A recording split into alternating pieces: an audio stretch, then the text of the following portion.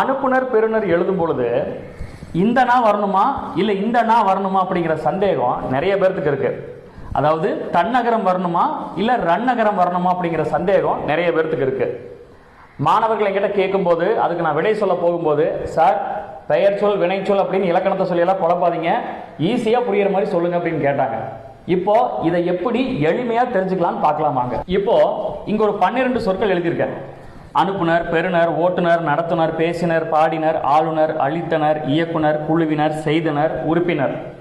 இப்போ இதுல இந்த நர் வருமா இல்லை இந்த நர் வருமா அப்படிங்கிற சந்தேகம் இருக்கு இல்லையா?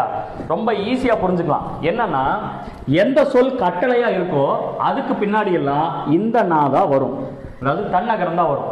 எந்த சொல் கட்டளையா இல்லையோ அதெல்லாம் இந்த நா, அதாவது ரன்னகரம் தான் வரும். இப்ப பாருங்க, அனுப்பு கட்டளையா இருக்கா? அனுப்புனர். பெறுநர், பெரு கட்டளையா இருக்கா? பெறுநர். நடத்து கட்டளை தான், நடத்துனர். ஓட்டு கட்டளை தான். கட்டளைன்னா என்னன்னு உங்களுக்கு தெரியும் இல்லையா?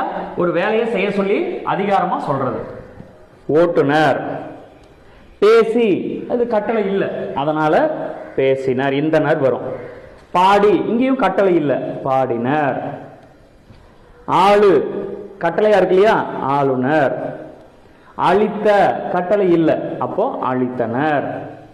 இங்க இயக்கு கட்டளையா இருக்கு இல்லையா? அப்போ இயக்குனர். குழுவி இங்க கட்டளை இல்லை, அப்போ குழுவினர். இங்க உறுப்பி கட்டளை இல்லை, உறுப்பினர். செய்த இங்கேயும் கட்டளை இல்லை, செய்தனர். அவ்வளவுதான்.